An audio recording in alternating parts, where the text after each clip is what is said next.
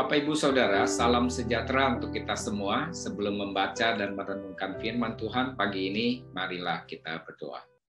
Terima kasih untuk kesempatan di mana kami akan membaca dan merenungkan firman Tuhan hari ini. Pimpinlah kami semua ya Tuhan. Di dalam nama Tuhan Yesus kami berdoa dan mengucap syukur. Amin. Bapak, Ibu, Saudara, pembacaan firman Tuhan hari ini diambil dari kitab Yehezkiel, pasal yang pertama, ayat pertama sampai yang ketiga, bagian pertama kita bacakan. Demikian bunyi firman Tuhan.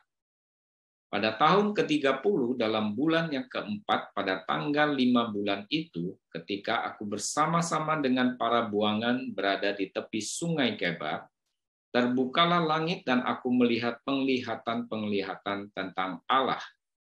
Pada tanggal 5 bulan itu, yaitu tahun kelima sesudah Raja Yoyakim dibuang, datanglah firman Tuhan kepada Imam Yehezkiel anak Buzi di negeri orang Kasdim di tepi sungai Kebar. Dan di sana kekuasaan Tuhan meliputi dia.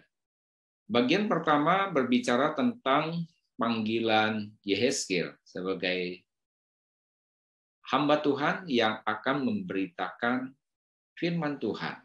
Lalu Nabi Yehezkiel melihat kemuliaan Tuhan. Saudara-saudara, panggilan Yehezkiel untuk memberitakan firman Tuhan adalah pemberitaan kepada bangsa Israel. Ayat-ayat selanjutnya menggambarkan bangsa Israel itu adalah bangsa yang tegar hati, bahkan disebut kepala batu. Apa yang dilakukan jahat di mata Tuhan. Oleh sebab itu, perintah Tuhan kepada Nabi Yehezkiel untuk memberitakan apa yang Tuhan perintahkan. Di dalam pasal 3 ayat 16 sampai 19 firman Tuhan mengatakan demikian. Sesudah 7 hari datanglah firman Tuhan kepadaku. Hai anak manusia, aku telah menetapkan engkau menjadi penjaga kaum Israel. Bila mana engkau mendengarkan sesuatu firman daripadaku, peringatkanlah mereka atas namaku.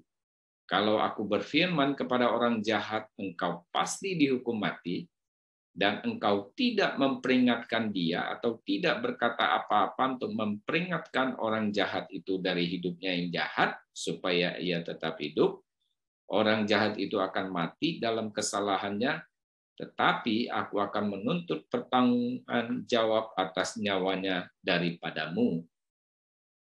Tetapi jikalau engkau memperingatkan orang jahat itu dan ia tidak berbalik dari kejahatannya dan dari hidupnya yang jahat, ia akan mati dalam kesalahannya, tetapi engkau telah menyelamatkan nyawamu. Bapak, Ibu, Saudara, Tuhan mengasihi orang berdosa. Oleh sebab itu, kepada orang jahat, orang yang tegar hati, orang yang berkepala batu pun Tuhan masih kasih kesempatan untuk mendengarkan firman Tuhan supaya mereka berbalik dari kehidupan yang jahat, bertobat mengikut Tuhan. Karena kasih Allah yang begitu besar. Oleh sebab itu Tuhan memanggil Nabi Yehezkiel untuk memberitakan. Dan kalau Tuhan perintahkan, maka itu harus diberitakan. Sebab kalau kita tahu bahwa ada orang jahat, dan Tuhan perintahkan kita untuk memberitakan, lalu kita tidak memberitakan firman Tuhan sehingga orang jahat itu bertobat dan berbalik dari kejahatannya, lalu dia menerima Tuhan dan diselamatkan, maka kita harus mempertanggungjawabkan itu di hadapan Tuhan.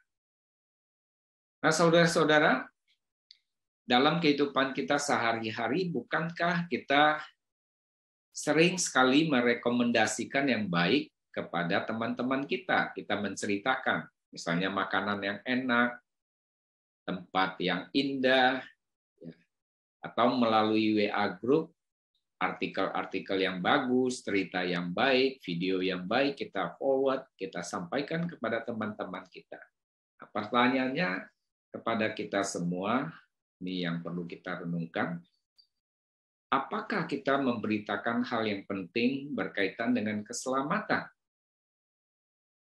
Jika kita tahu itu hal yang sangat penting untuk keselamatan jiwa manusia, lalu kita tidak memberitakan, suatu saat Tuhan akan meminta pertanggungjawaban dari kita. Karena kita tahu, tapi kita tidak mau memberitakan dan kita mengambil sikap yang pasif. Kiranya Roh Allah membakar hati kita, memimpin kita sehingga kita menjadi jemaat yang misioner, memberitakan kasih Allah yang kita telah terima, yang telah melahirbarukan kita, menyelamatkan kita. Itu yang sangat berharga di dalam kehidupan ini. Kiranya Tuhan menolong kita semua. Amin. Mari kita berdoa. Terima kasih Tuhan untuk kasih karunia keselamatan yang telah kami terima. Pimpinlah supaya kami memberitakan itu kepada banyak orang. Di dalam nama Tuhan Yesus kami berdoa. Amin. Sampai jumpa, Tuhan memberkati kita semua. Selamat melayani.